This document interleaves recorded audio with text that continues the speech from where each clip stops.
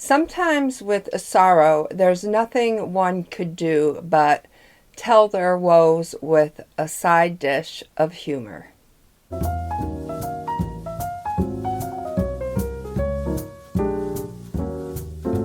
Hello, and welcome to my channel, the Grape Jelly Library, where we love to talk about books. Thank you for joining me. I always look forward to your visit. Today we are going to talk about a book that some of you out there may be on the fence about. Perhaps you're just not willing to part with that monthly credit if you have some sort of audio membership, or perhaps you just don't want to part with that cold hard cash, or you just don't want to go out of your way to the library to pick up a book that you're just so uncertain about. Well, I am here to help you make that decision if the book you are, in fact, wondering about is How to Lose Your Mother by Molly Jong-Fast. Now, Molly just put this book out in June of 2025. It is a memoir, and it is the story of mother-daughter dynamics. It is no secret that sometimes we are blessed with a wonderful mother-daughter duo, and sometimes it's less than that. In this book, Molly tells us how she maneuvers her relationship with her toxic yet loving yet absentee mom, who just happens to be Erica Jung, who just happens to have penned the 1973 novel Fear of Flying, who has just happened to have sold millions and millions and millions of copies of this book. So many curious people out there wanting to know, what is this sexual feminist book that is causing shockwaves throughout the reading world and beyond? I don't think that I will be taking that journey and reading that book. I have not read it. Let me know in the comments below if you have, and if you think that I'm brave enough to take a trip down memory lane and be able to say that I now have that book, Fear of Flying, under my belt. Now, is that the wrong terminology to use? I don't know, but I said it. Let me know if I should read it or not. I'm not going to lie. I'm a little bit afraid. So, Molly, in this memoir, which is very intelligently told, extremely intelligently told, she tells it with satire, with witticism. She tells it in such a comedic way that you almost feel guilty for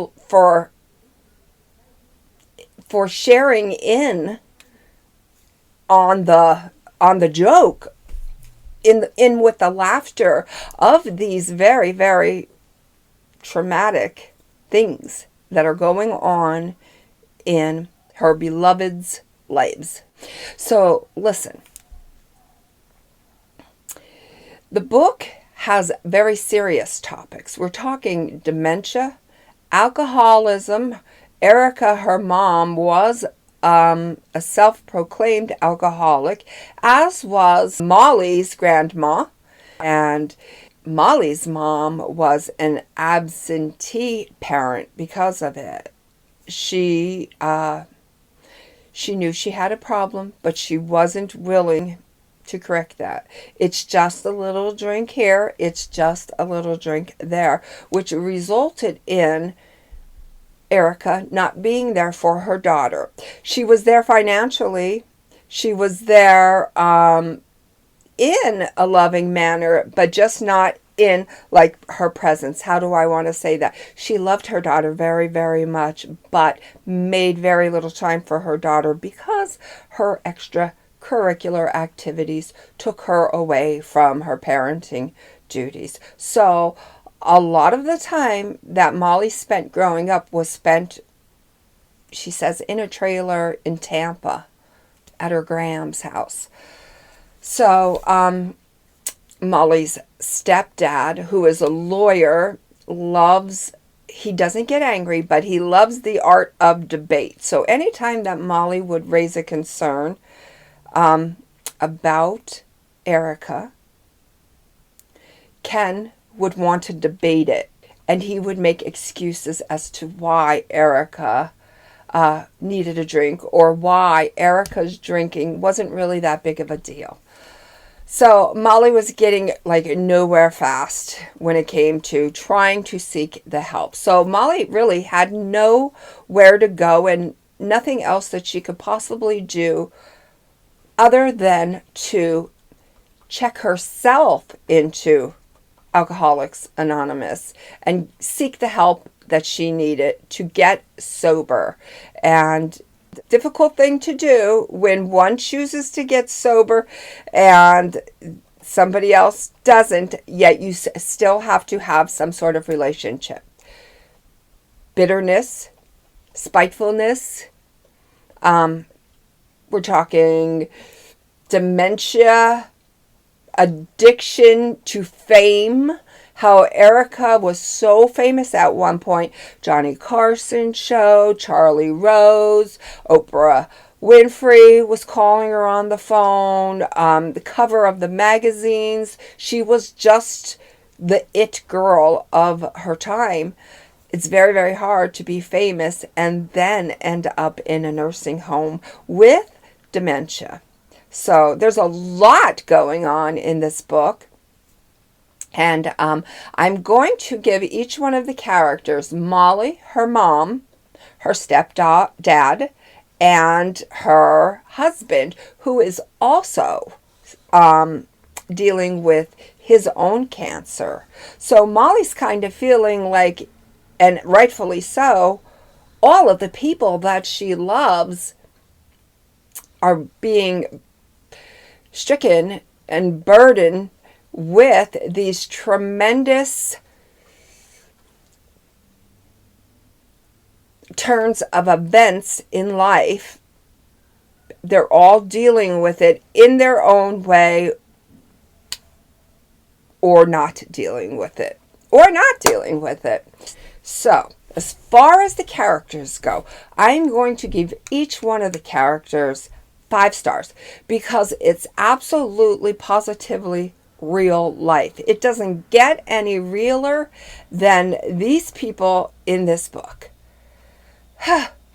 Okay, the plot story, same.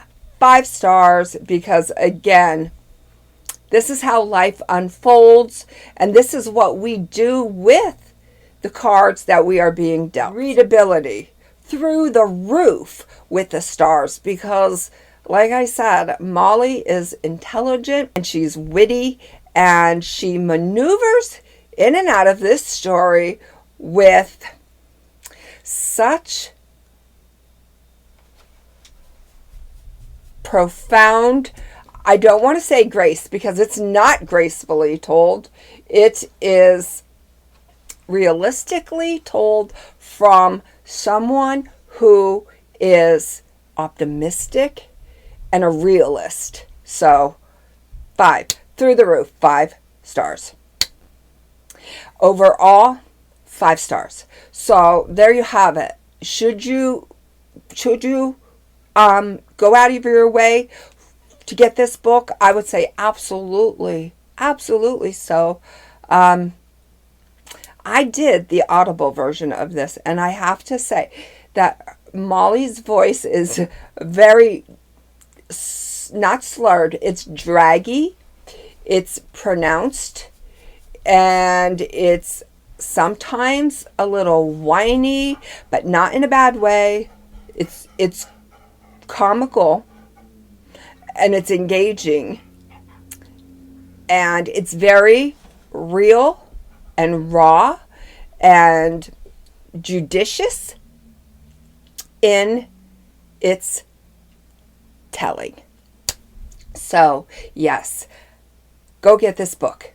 If you do not know what to read, go get this book. Until we meet again, know that I love you. Whatever it is that you're choosing to read, I hope you're having a ball.